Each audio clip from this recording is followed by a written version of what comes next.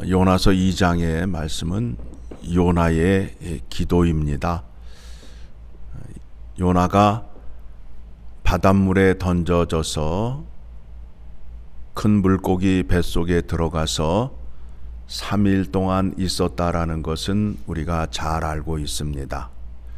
그 3일 동안 무엇을 했을까? 오늘 본문의 말씀이 그것에 대한 대답을 주고 있습니다.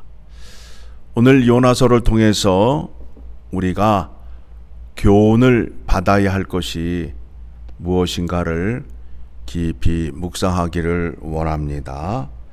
자, 2절의 말씀을 보니까 같이 읽겠습니다. 이르되 내가 받는 고난으로 말미암아 여호와께 불러 아뢰었더니 주께서 내게 대답하셨고 내가 스올의 뱃속에서 부르짖었더니 주께서 내 음성을 들으셨나이다. 요나는 죄를 지었는데 자기의 의지로 죄를 지었어요. 느느웨로 가라 하는데 다시스로 가는 불순종을 함으로 죄를 범하여서 물고기 뱃속에 들어가게 되었지요. 자, 물고기 뱃속에 들어가서 요나가 여호와 하나님께 어떻게 했다고요? 불러 아뢰었더니 부르짖었더니 주께서 내 음성을 들으셨나이다. 그러니까 여러분이 어떠한 상황, 어떠한 처지에 있더라도 그 자리에서 여호와 하나님께 기도를 하게 되면 하나님은 그 기도를 들으시는 하나님이라는 것을 먼저 깨달으시고 그 다음에 3절 같이 읽습니다. 주께서 나를 깊은 속 바다 가운데에 던지셨으므로 큰 물이 나를 둘렀고 주의 파도와 큰 물이 다 내 위에 넘쳤나이다. 지금 요나가 당하고 있는 고난은 자기의 죄로 말미암아 그 죄의 무서움이, 두려움이 얼마나 무서운지를 말씀하고 있습니다. 4절에서는 그와 같은 상황에서도 요나가 결단코 여호와 하나님을 놓지 않았다는 것입니다. 4절 시작. 내가 말하기를 내가 주의 목전에서 쫓겨났을지라도 다시 주의 성전을 바라보겠다 하였나이다. 내가 불순종하고 죄를 범하였지만 나는 주의 성전을 바라보겠나이다. 바라보겠나이다. 여러분에게 여러 번 말씀을 드렸어요.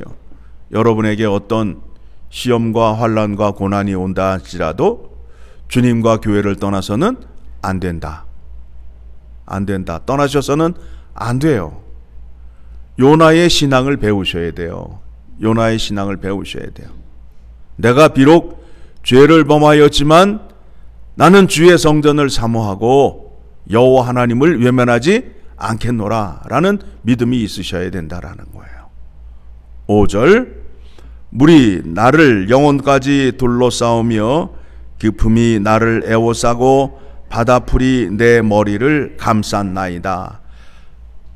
바닷속에 던져졌는데 지금 어떤 상황에 있느냐 하면 바다풀이 내 머리를 감쌌나이다. 그러니까 바다 밑바닥까지 갔다라는 겁니다.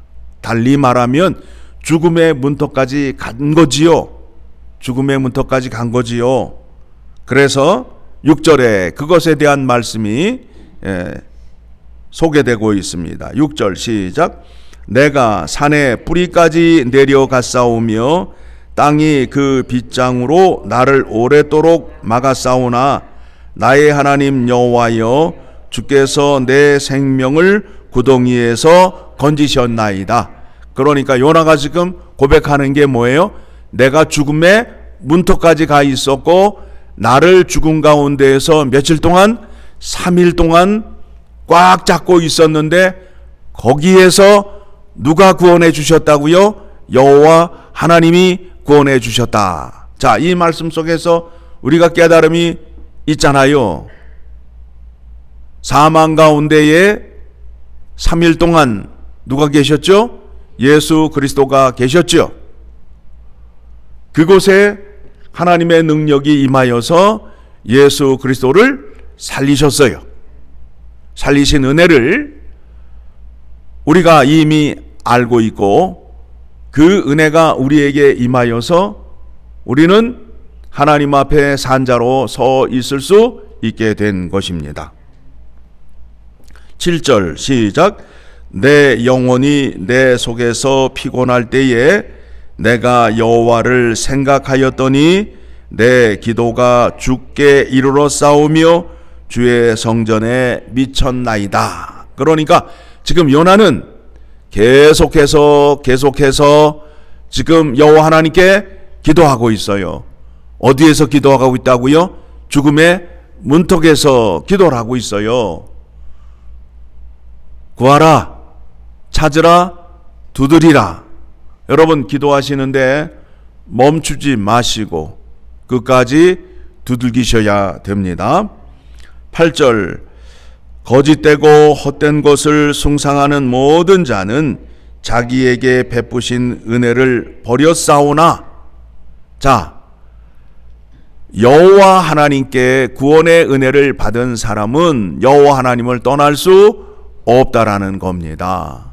하나님의 은혜를 알지 못하는 사람들은, 그 구원의 은혜에 감사하지 못하는 사람들은 여호와 하나님을 외면하고 자기의 고집대로 살 수 있다라는 것입니다.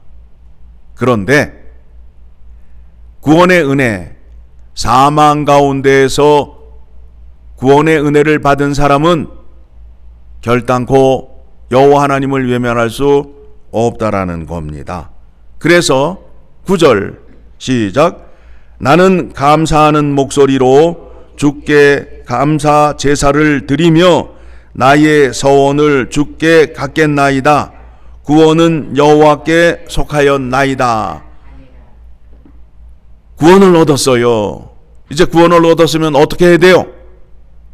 감사의 제사를 드려야 될 거 아니에요. 그렇죠? 그래서 우리가 구원을 받은 사람들이 교회에 모여서 어떻게 예배를 드리죠? 감사의 예배를 드리는 거 아니에요. 나 같은 죄인 살려주신 주 은혜 놀라와 하면서 감사의 예배를 드리잖아요. 내가 죽어야 하는데 예수 그리스도께서 내 죄를 짊어지시고 십자가에 죽으신 그 은혜를 감사하며 예배를 드려야 될 거 아니에요. 그렇죠?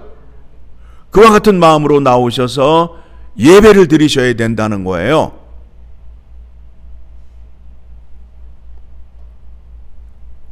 이와 같은 상황에 누가 또 처해 있었느냐 하면 바울이 처해 있었어요.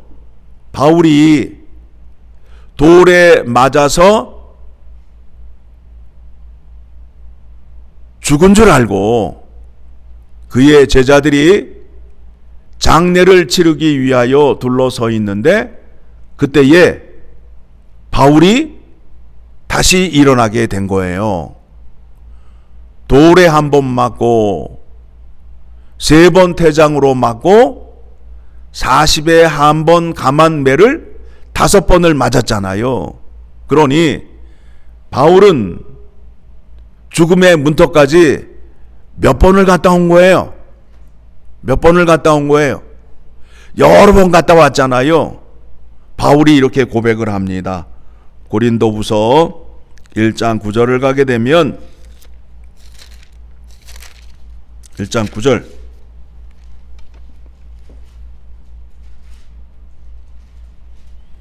같이 읽습니다. 우리는 우리 자신이 사형 선고를 받은 줄 알았으니 이로 우리로 자기를 의지하지 말고 오직 죽은 자를 다시 살리시는 하나님만 의지하게 하심이라. 자, 여러분 한번 생각해 보세요. 자, 주님께서 나의 택한 그릇이라. 이방인과 임금들과 왕들 앞에 세워 십자가의 복음을 전할 나의 택한 그릇이라 하면서 바울을 택하였어요. 그렇죠? 자, 그러면 이제 바울이 하는 일은 예수 그리스도의 십자가의 복음을 이방 땅에 전하여야 되잖아요. 그러면 그의 길을 평탄케 해주고 돌멩이가 날라와도 돌멩이가 옆으로 비껴가는 그와 같은 은혜와 능력을 허락해 주셔야 되잖아요. 그게 우리의 생각 아니에요? 그런데 주님께서는 어떻게 하셨다고요? 심한 고난 가운데로 집어넣으셨다고요. 왜요? 오직 죽음 가운데에서 죽은 자를 살리시는 하나님만 의지하게 하기 위하여. 아까도 말씀드렸듯이 바울은 죽음의 문턱을 여러 번 갔지요. 자, 여러분 심히 아파 보셨나요? 그때에 심히 아플 때에 뭐를 구해요? 살려만 주세요 그러죠? 살려만 주세요 그러죠? 자, 그때에 그 죽음 가운데 있는 사람 앞에 다이아몬드를 갖다 준들 그가 좋아하겠어요? 그가 기뻐하겠어요? 돈덩어리를 갖다 준들 그가 기뻐하겠어요? 아니죠. 그의 소원이 뭐예요? 살려만 주세요. 살려만 주세요라는 소원이 있잖아요. 그렇죠? 소원이 그거란 말입니다. 그런데 그때 생각을 해보니까 죽음 가운데에서 살리실 수 있는 분은 오직 여호와 하나님 한 분이라는 것을 깨닫게 되었다라는 거예요. 그 말씀이에요. 요나의 기도를 통해서 바울의 믿음의 고백을 통해서 깨닫는 것이 무엇이냐 하면 죽음 앞에 있는 자들아, 사망 가운데 있는 자들아, 죽은 자를 살리실 분은 오직 여호와 하나님 한 분이시다라는 것을 깨닫게 해주는 거예요. 요나의 기도를 통해서 확인하는 것이 바로 그거잖아요. 다시 본문으로 돌아갑니다. 2장 9절을 보게 되니까 요나가 바닷물에 빠져서 물고기 뱃속에 들어가서 깨달은 것이 무엇이냐면 오직 구원은 여호와께만 있다라는 것을 깨닫게 된 것입니다. 자, 9절 시작. 나는 감사하는 목소리로 주께 제사를 드리며 나의 소원을 주께 갖겠나이다. 구원은 여호와께 속하였나이다 하니라. 이와 같은 믿음의 고백을 하였어요. 그랬더니 10절에 가서 시작. 여호와께서 그 물고기에게 말씀하심에 요나를 육지에 토하니라. 요나가 다시 육지로 나오게 됩니다. 그래서 3장에서 다시 부름을 받아요. 다시 느느웨로 가라. 그래서 복음을 전하게 하라 라는 그 사명을 그에게 주시는 내용으로 3장이 되어 있습니다. 자, 오늘 말씀 통해서 기도를 어떻게 하여야 하는지, 기도의 대상이 누구인지, 그 기도의 대상이 어떤 분이신지를 알고 기도하라는 거예요. 무엇을 구하여야 하는지, 무엇을 구하여야 하는지 기도하라는 거예요. 오늘 요나의 기도가 여러분의 기도가 되어서 구원의 감사와 찬양이 넘치는 믿음을 가지시기를 소망합니다.